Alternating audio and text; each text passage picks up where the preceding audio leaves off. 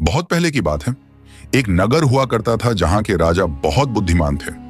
उनकी बुद्धि और चतुरता के चर्चे हर जगह फैले हुए थे।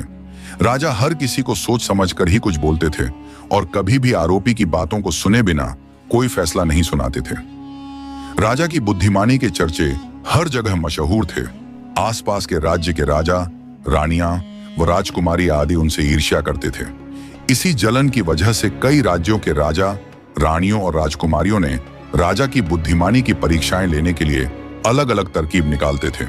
लेकिन हर बार राजा दूसरे शासकों द्वारा ली गई परीक्षा में सफल होते थे और खुद को चतुर और बुद्धिमान साबित कर देते थे।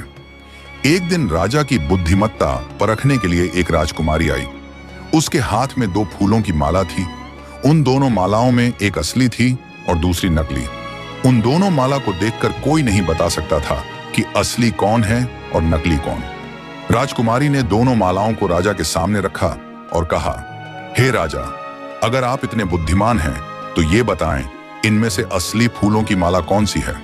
राज दरबार में बैठे सभी लोग हैरान हो गए, क्योंकि उन्हें भी असली और नकली फूलों की माला पहचान में नहीं आ रही थी। सभी ये सोचने लगे कि आखिर राजा कैसे असली माला पहचानेंगे। राजा को भी दोनों माला देखकर हैरानी हुई, लेकिन उसके दिमाग में एक तरकीब सूझी।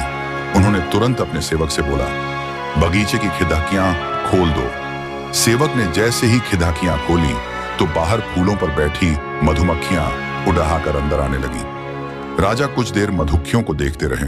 फिर जैसे ही एक मधुमक्खी फूल की माला पर बैठी, वैसे ही राजा ने असली फूल की माला को पहचान लिया और बोला, अब मैं बता सकता हूं कि असली माला कौन सी है।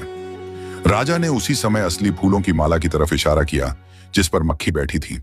राजा की इस बुद्धिमत्ता को देखकर दरबार में मौजूद सभी लोग उनकी प्रशंसा करने लगे और कहने लगे कि हर राज्य में आप जैसा बुद्धिमान राजा जरूर होना चाहिए। राजकुमारी भी राजा की इस होशियारी को देखकर बहुत प्रसन्न हुई और राजा की तारीफ में दरबार में कुछ शब्द बोले और फिर अपने राज्य के लिए चल पड़ी।